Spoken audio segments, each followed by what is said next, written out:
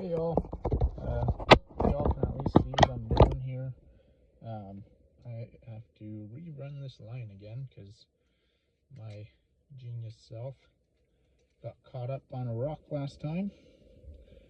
And what's going on here?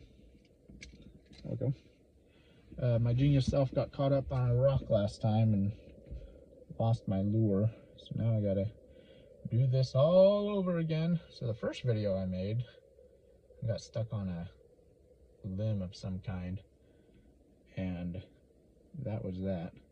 Second one I made, got caught on a rock. Now I was fishing on a boat ramp when that happened, so it's a little frustrating because, like, why is there a bunch of big old rocks on the boat ramp? But whatever. So now, hopefully this time, I've learned my lesson and am not going to be fishing off of a boat ramp,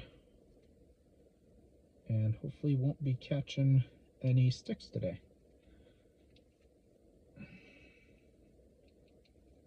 That ain't going nowhere. Alright, so I'm at a little spot today that I've never tried before, so let's see how it goes. This is over by where I work.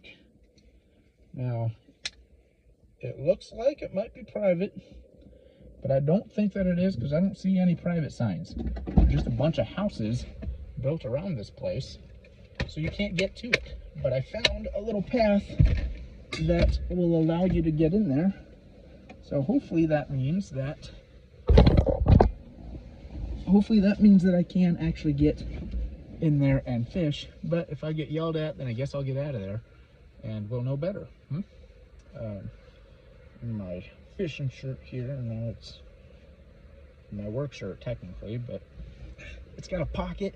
And I don't have my harness yet. I don't know when that's supposed to be coming in, but I don't have it yet, so I've got to do this for now and stick it in my pocket. Plus it'll keep me a little warm as I fish. So here we go.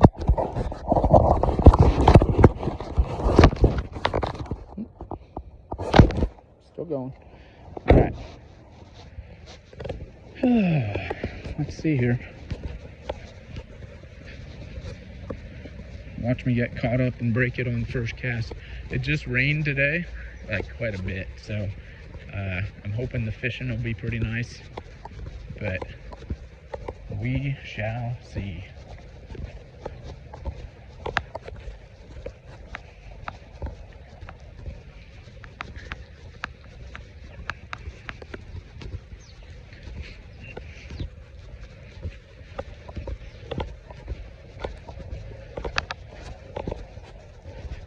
I'm gonna come down here. This is a little lake over here. I don't see any private property signs, so I think that I should be okay. I'm gonna walk out this way. I don't know what the rules are around here, so I'm gonna just carefully walk around this way, stay off their grass for whatever reason. I don't know. I just don't want to get kicked out of here before I even get a chance to fish. So, warning, maintenance on trails. Use at your own risk. Well, okay. So again, I don't see any reason not to. Now this is nice because it's got a little dock right here I can fish off. Fish location, look at that. Danger, keep off ice. No swimming, no boat. Okay, cool. Well, let's try this. Let's see what we can get.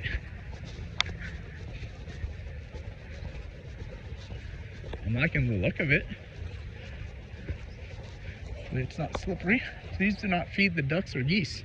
All right, I won't feed any ducks or geese. Okay, I'm actually really excited about this. All right, let's get this thing out of here. So, if it starts raining, well, it's kind of drizzling, but if it starts like really raining, I'm just gonna keep fishing because it's the best time to fish. I'm not gonna make this super long. that's obviously, I'm just doing this as a quick little thing, and then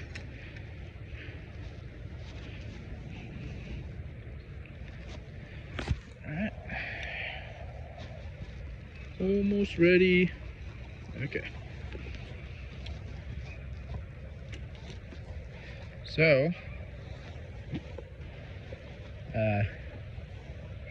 I went out, had a meeting with some of my buddies. We do a like bi-weekly meeting, just get together, see how we're doing, pray with each other, do that, all that stuff.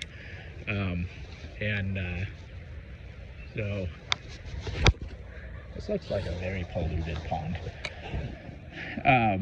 Anyway, we got to talking about different difficulties in our lives, and kind of how do you trust God when it feels like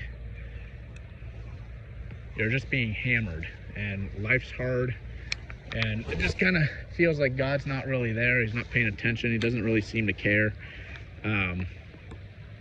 And so one of the things, so I went through a lot of health problems a couple years ago, and all at the same time I was dealing with health problems. My roof had a leak in it, and we were expecting a baby, and so there's just a lot going on all at once. And I was diagnosed with a condition called trigeminal neuralgia, extraordinarily painful, extremely painful condition. Feels like you're getting shot in the head over and over again. And I was stuck with this condition for about a year and a half-ish before I got surgery. And I got to a point where I was so down that it really felt like God was not there, like he just didn't care. And I was so down. And one of the things that I was not doing that I should have been doing is I wasn't allowing my church body to get behind me, and I wasn't sharing what was going on with my church body. And finally I got to the point where, like in Job, he loses everything, and he's praising God, and he's saying, you gave me everything, you can take everything, I'm gonna just be happy.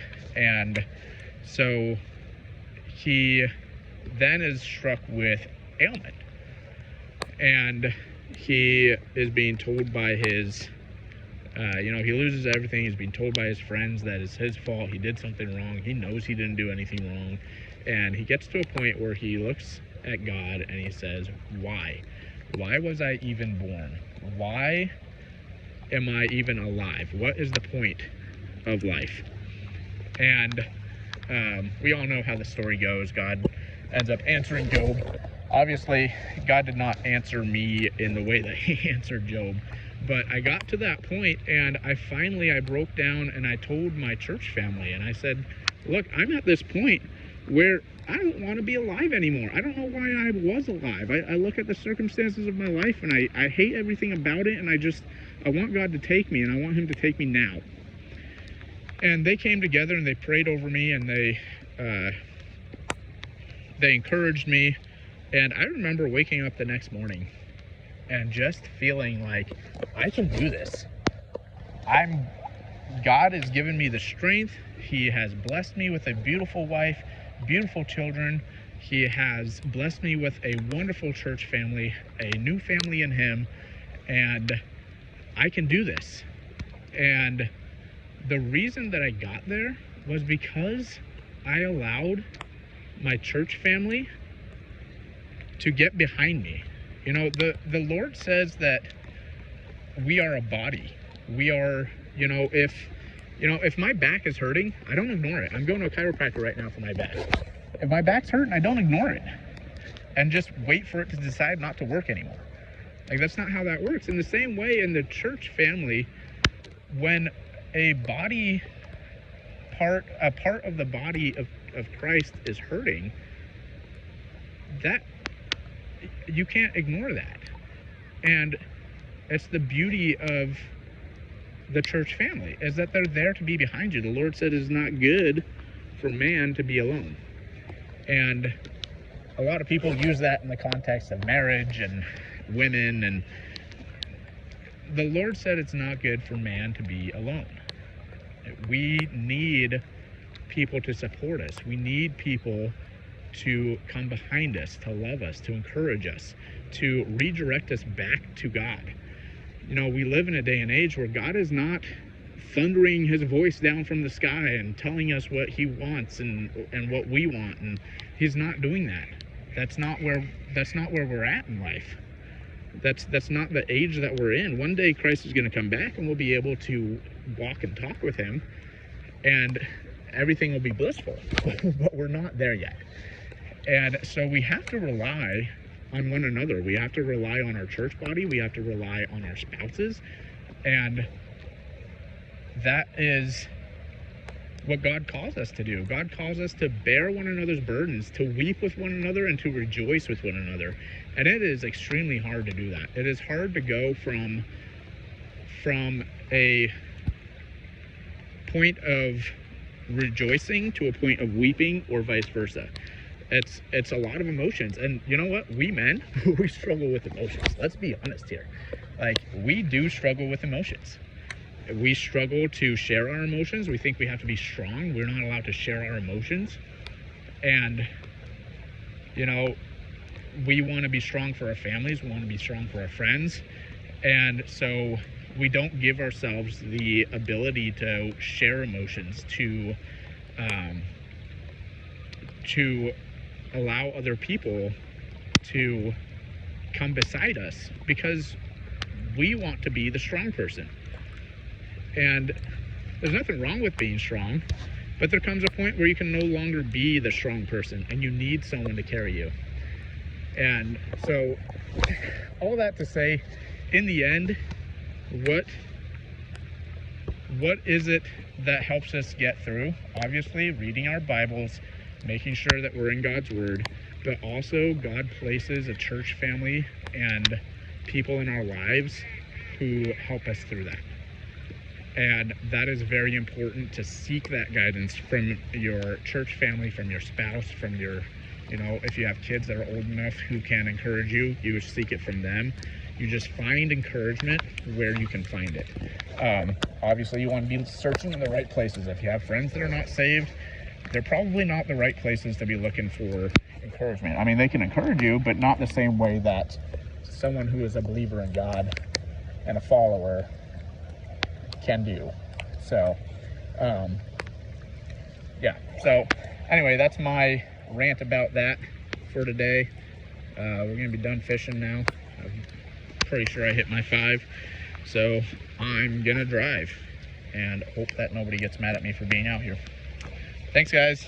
If you like this video, hit like, subscribe, and comment if you want to comment. I'll try and answer whatever comments you guys make. But yeah, thanks for watching.